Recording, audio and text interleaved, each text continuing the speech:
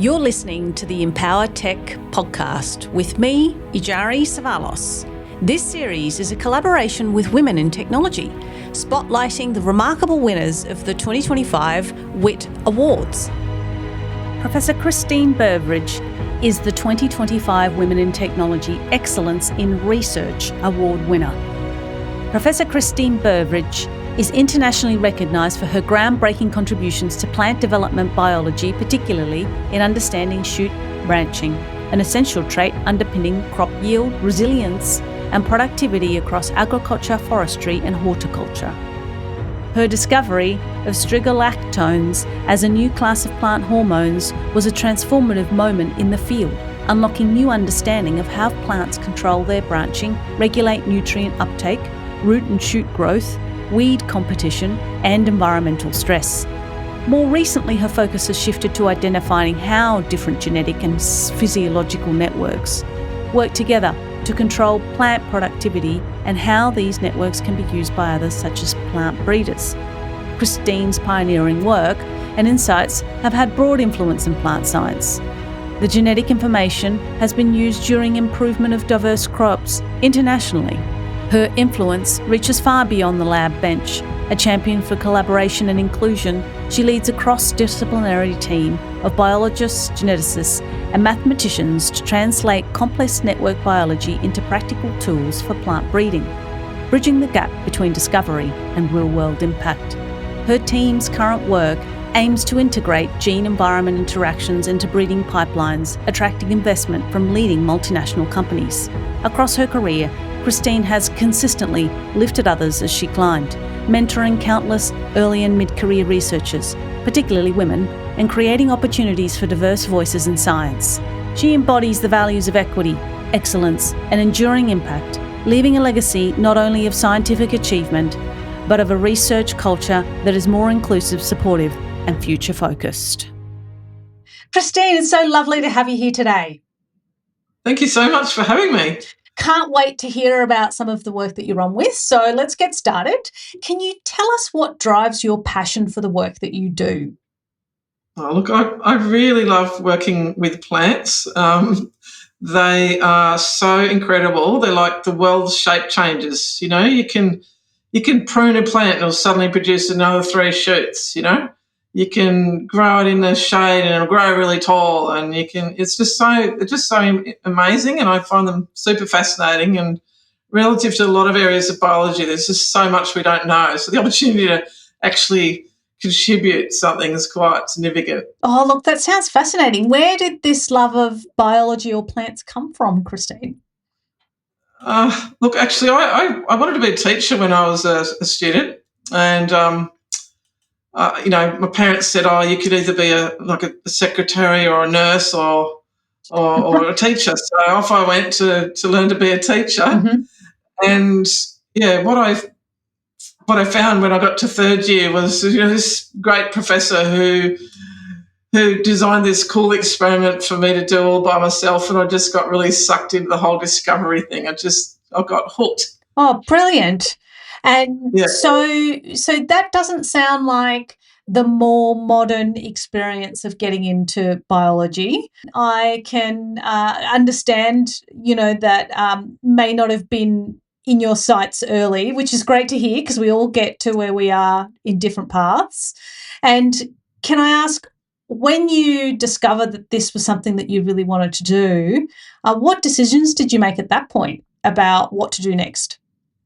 Well, I sort of went home and said to all my friends and family, I'm just going to dedicate myself to doing whatever I need to do to get to the next step. I kept saying, look, I'll just keep doing this research while they keep paying me. Yeah, the honours year, I just worked really hard. I'd ring up my friends that I used to live with, so I'm going to be home in 5 minutes. Is dinner? No, I'll ring them up, say, is dinner ready? They'd say, oh, no, it's another 10 minutes. I'll say, okay, I'll leave in 5 minutes. I just knew that if I could spend my whole life doing that, and I was young enough, I had the energy, I just worked really super hard so I could get the track record to justify continuing on that career. And everyone around me mostly really saw that I was getting a passion for it. So they helped me out, Yeah. And so I just shared my desires with them and how important it was to me. And then it was sort of like a village helping me through, you know? Yes, I hear you. Super cool. That sounds like an enormous amount of support for a path that potentially neither you nor your support network understood where it could lead. No, that's exactly right. None of us did know, but they knew I was having fun. Yes, So I'm sure there was a sparkle in your eye. yeah, they thought I was a bit crazy, but you know, I was energized. Yeah, fantastic. And in terms of, jumping forward to what you do today, can you tell us a little bit about what you actually do today? Well, right now I'm the director of a Centre of Excellence, Australian Research Council Centre of Excellence, which came from a big grant that we wrote. And so I spent a lot of my time doing leadership activities, and generally what it means is helping people figure out where they want to go and what the levers they need to get there. Whether it's collaborating with somebody, having a conversation, whether it's upskilling, whether it's not doing something they're doing so that they've got more time to do the other things. It's just general leadership type activities. Mm. Lots of meetings discussing things like that. And then some of the exciting work I also do now is, of course, the research. I'm still working on research, and I have quite a varied range of topics, and that's super exciting because I go from one exciting thing to the next in terms of potential discoveries that other people are leading, but which I'm supporting, let's say. Wow. That's really cool. So does that mean that you get to see like a number of different types of exciting discoveries at the same time, as opposed to just this one lane that you're in? Yeah, so I've got people that I'm working with that are quantitative geneticists and breeders, let's say. There's other people that would call themselves mathematicians and modelers. So they look at all the knowledge that we've created so far and try to build a mathematical description of it. I've got I work with people who are trying to understand how the flowering of the plant, the time of year that it flowers, for example, how that affects the shoot architecture, and how the genes that regulate these things affect the shoot architecture and affect the yield. Yeah, so I'm also very interested. We discovered this hormone called strigolactone that nobody outside of plants really cares about, except my friends who know how to say it, which is very cool. So we try to figure out a little bit more about how that pathway is regulated and what it does. Okay. So yeah, that's quite a variety.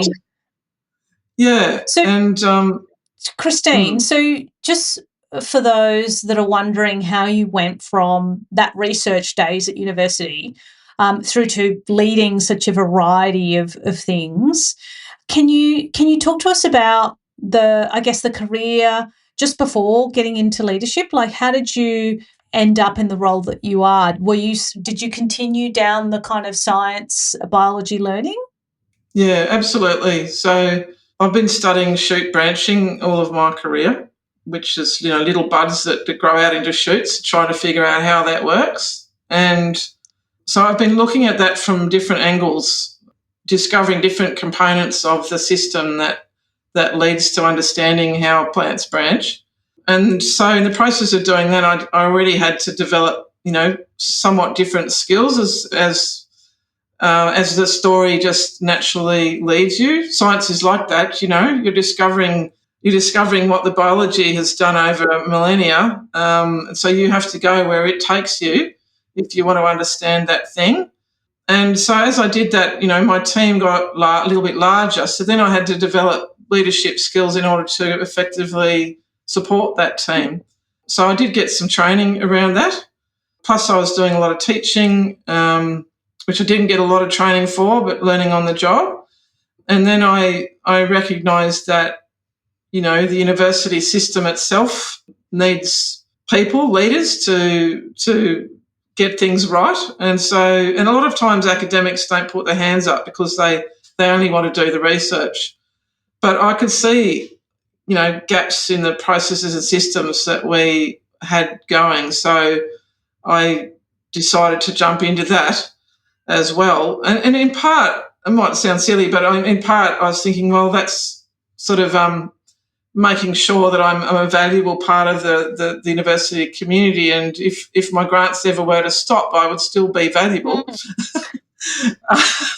Great plan B, great strategy. Yeah, great plan B, So, and I really loved that. I loved the fact that I could actually create change, that I could actually influence the system, that I could, set up a committee for equity and diversity, that I could use a diagnostic tool to identify the major themes in the Faculty of Science, things like that, which, align with my values of sort of evidence-driven decision making and so on. So I get a bit of a kick out of that, because you're influencing the people around you, but you're also changing the processes. So sounds like something you quite enjoy. Yeah, I realised that I actually really do enjoy that sort of work. And in fact, when I was a student, a PhD student, I actually spent a lot of time in those days thinking about those things as well, because my PhD was going so terribly badly.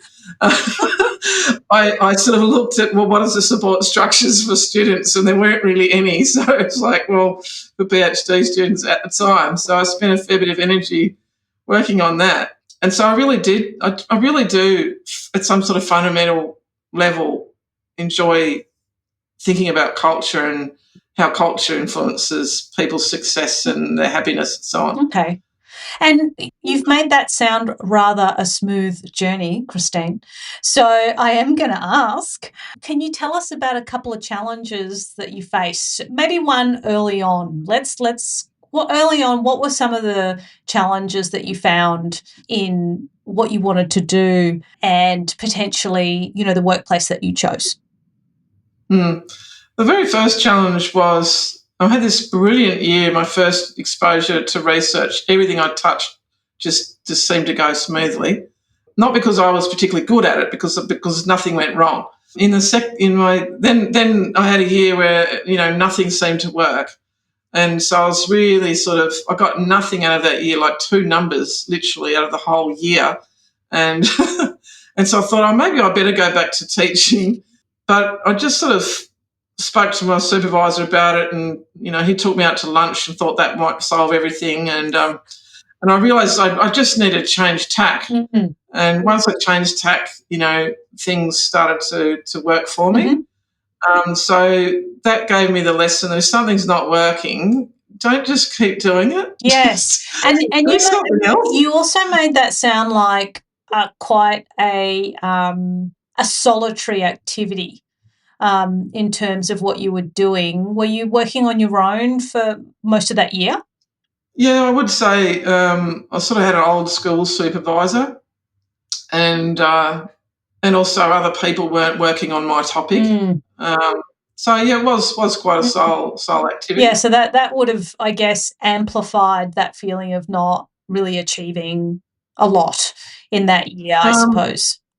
Yeah, I suppose. I think it's quite common for people when they start off in something. It's such a lot to learn. You think you haven't really achieved much.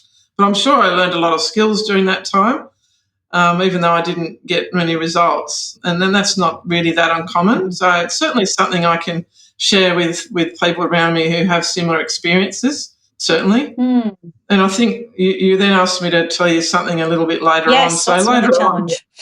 So I was quite successful in getting, grants early in my career, and things seemed to be going quite well. And then I had this little patch where I didn't have any grants and it wasn't going well. And I just thought, oh, well, maybe I was just a bit lucky before, and I'm really quite not lucky now, and things aren't going well. So I thought maybe I should go and do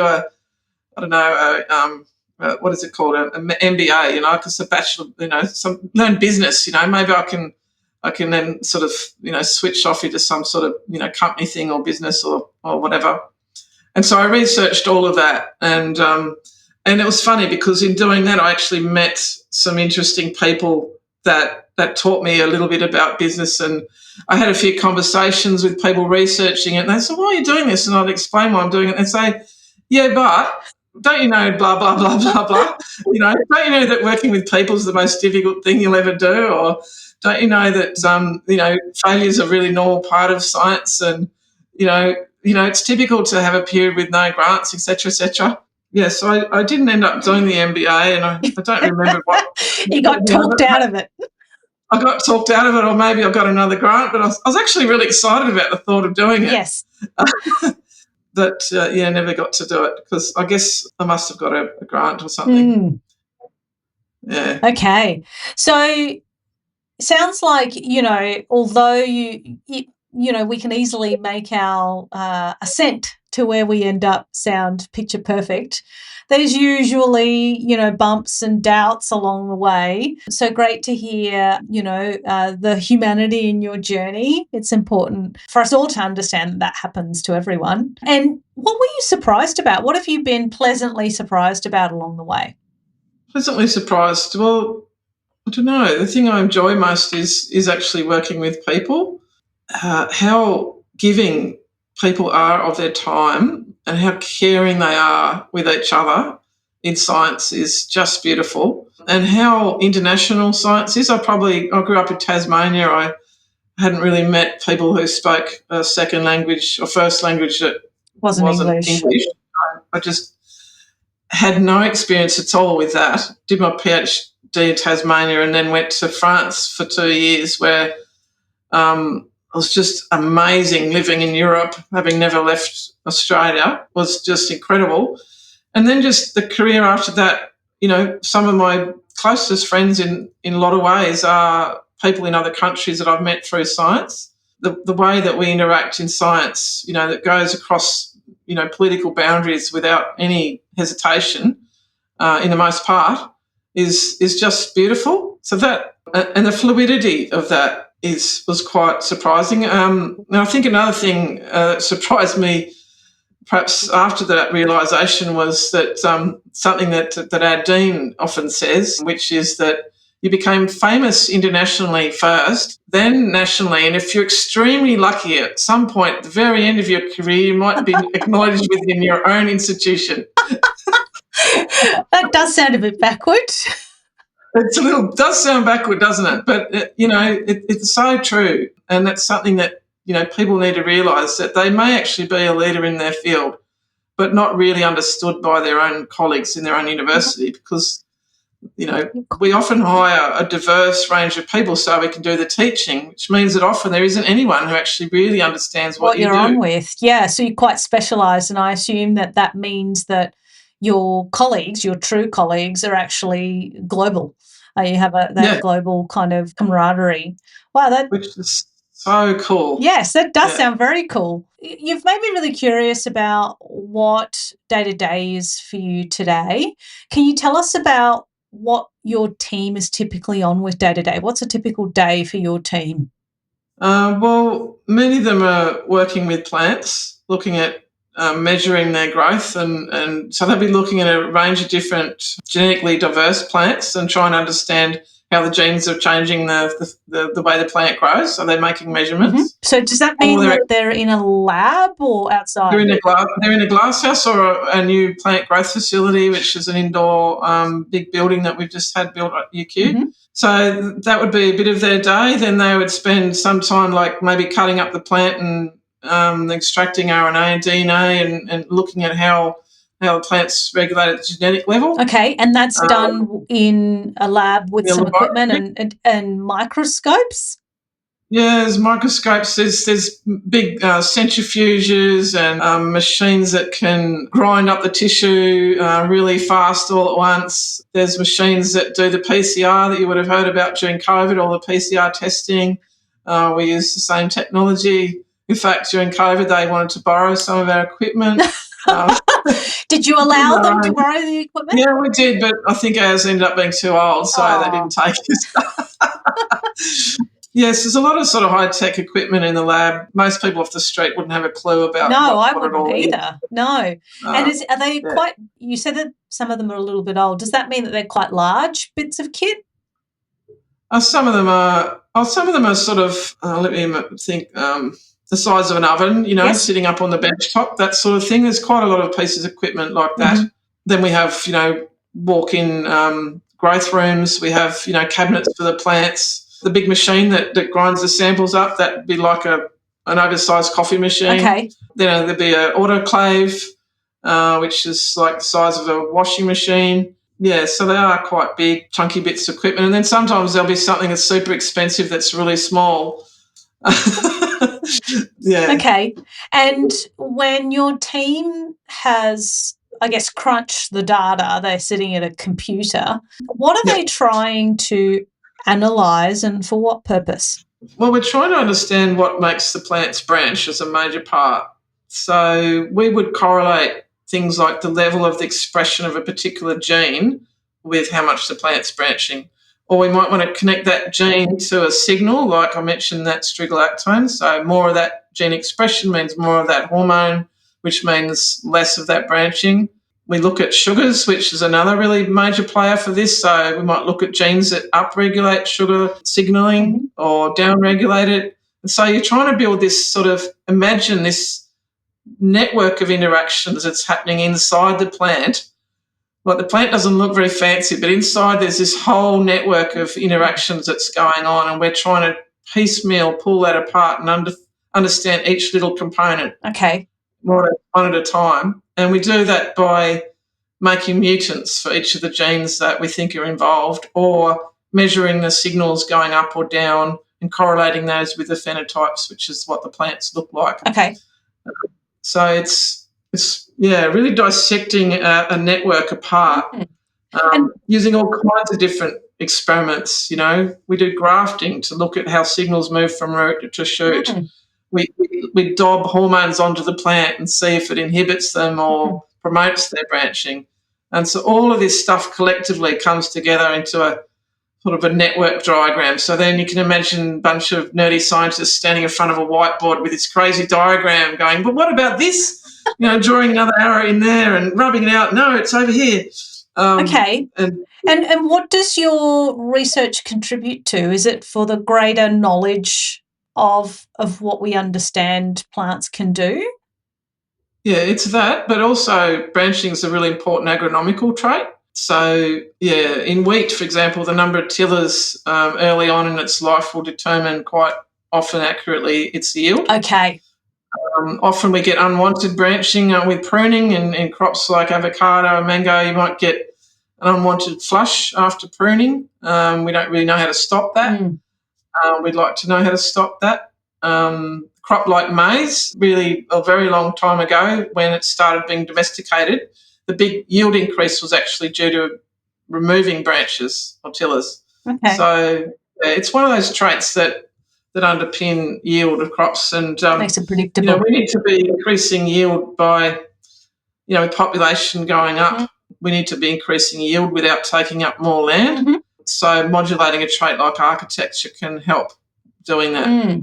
And dare I ask if this also, I guess, provides knowledge around what might be required if we ever do make it off-planet? Off-planet, yeah. So I definitely have colleagues that are working on actually a big project called About Plants in Space. Yes. Yeah, so probably my research on shoot architecture, maybe not, but the fact that we discovered this hormone strigolactone, that sort of permeates many aspects of plant development and actually could be important for something like that. Yeah, wow. But yeah, just the fundamental knowledge. The beauty of working on plant development is that you're always discovering fundamental knowledge as well, and you just never know where and who is going to use that information. Yes, I can actually imagine the applicability of the knowledge that you're acquiring as a team across many different industries and things that we produce. So not just in agriculture, but potentially in products that we use day to day. So yeah, I can hear those possibilities. It must be nice to be able to just focus on the plants themselves and be guided by the research in terms of what you discover. It sounds like a lovely, I guess, almost freeing kind of goal because you don't have like an endpoint really. Yeah, no, for sure. You need to be willing, though, to adapt to where it's taking you. You know, some scientists will have a technique and then they will look for different things to use that technique. and have very successful and very rewarding careers that way. They're in demand. Everybody's coming to them for that technique. Mm-hmm. And then you'll have other scientists who are trying to answer some sort of major question, which, if the question's big enough, certainly you can spend many, many careers, in fact, working on that question. And you're just learning more and more and more and more about how plants branch, or what controls flowering, or how do plants flower with a seasonal cue, or, what makes roots grow deeper, or, how do they take up nutrient, all these basic questions. And they can all, there's tons and tons of information we still don't know about these basic things. So, yeah, you can just keep following that for such a long time. Yeah, wow. There'll be also people that will be just working on, for a large part of their career, on even a single protein that is involved in a sort of signalling aspect of something in the plant, and really understanding all the aspects just of that for their whole career. Mm-hmm. That's also, it's very mind-blowing for me. Fascinating. To think about that. Fascinating paths to take. So while I'm going to stay on what you're saying around, these paths that can be taken. If there was a young girl or boy thinking about making a difference like you are, and your team is, what advice would you share with those aspiring to follow your path? Find out what you really like and just keep following it. If you're excited about something, figure out how to keep doing it, because that passion is so creative, it's so powerful, it's so energising. It gets you through all the difficult times, and it enables you to be super creative. There's no negative side to following something you really love. And of course, I suppose if you're not able to sustain an income from it, then maybe it's not quite as wonderful. But actually, you'll probably be happier with a lower salary if you're doing something you love. Yeah. So, for me, it's just a win-win. I've always kept doing, even as I've changed my career and sort of shifted around doing slightly different things. I've not done it because I think I should have done it. I've done it because I want to do it. I'd like to do it. I'm interested, and I think it would energise me. And I really got sucked right in, as I said before, back in the early days of these questions and the opportunities that came with them that I could see. So the young person, I'd say, try to discover what it is that gets you excited and see if you can follow that on. And then I would say try to be inclusive and collaborate. As you work your way along. And as you work your way along, yeah. And Christine, with hindsight now, looking back, and given the changes potentially that have occurred since you were back in those days discovering your passion and what people might be today, how would you suggest one finds their passion? So if it's not obvious to them in high school, what advice would you give them to inform themselves or discover things in science that they might be passionate about? Look, I think we worry a little bit too much about what we're going to do in year 11 and 12. I've got a child in year 11 at the moment. I think you can change. You can so change what you're doing. And what's really great too, and what I've seen over the years, is if somebody's got a skill in, I don't know, I was just talking to a guy before, computer science, right? But he wanted to get into plants science, and he was able to do that. And now he's like this really fantastic computational biologist in plant science. And he wouldn't have done that if he hadn't have had the journey in computer science first, So it's amazing how often you connect different experiences you have as part of your sort of dream future. So I think you can sort of overthink it. Okay, that's a great message, because there is a lot of pressure to work it out. And, I think most of us can agree now, in our older age, that being between 16 and 18 is still quite young. Indeed. Still working it out. And the days are gone where you'd started a company and you'd leave 40 years later or whatever it is. Yes. People move around a lot and it's expected. So our community now really is happy for people to move around. It's okay if you stay, but it's okay if you go. If you want to change tack, that's cool too. People recognise the value of it, and they're very, very relaxed about it now. Yeah, great advice. So I think just don't keep doing something that you really don't like. Yes. Eliminate. Yes, that's just as important, right? If you're not clear on where to head, you be clear on what you don't want to do. Yeah, fantastic. Yeah, don't do that stuff. Well, here on the podcast, we always like to end on top tips. So, Christine, for our listeners, what would be your top tips for listeners to empower themselves, whether it be in terms of choosing a career in science or some of the other examples that you gave around the challenges that you had? What would be your top tips? Well, number one top tip we've discussed, which is follow something you like, which you may only get there through stopping doing things you don't like, and that's fine too. Number two would be, try to recognise your imposter syndrome if you've got any of that's creeping through. One way to get around that is to do a bit of benchmarking, look around and actually be fair and say, oh, how's everyone else going? If I'm in the bottom 10%, maybe I need to think about shifting into something a bit different. Normally you're your own worst critic, actually. So a lot of people are your own worst critic. So try it. That's a great way to be successful. It's a great motivator. Keep it up, but don't beat yourself down about it. There's a fine balance, right? I do like your suggestion on benchmarking. That's a great call out. Benchmarking, that's absolutely key. And you can do that with mentors, collaborators, or if you're in science, you can literally do it through the Web of Science and figure out how many papers people have published and so on. And the third one, I think, is building, friendships with your, key people that you enjoy working with, fostering those friendships, because those people will help you through the difficult times. And they're just so much fun, Invite them into your home, be friends if you can with a few folks. And I think enjoy yourself.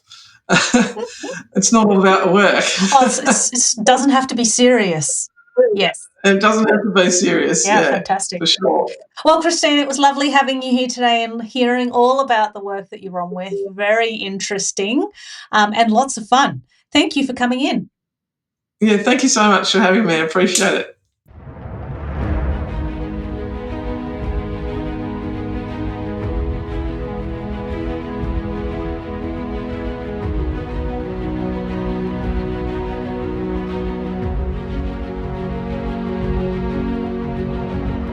Thanks for listening today.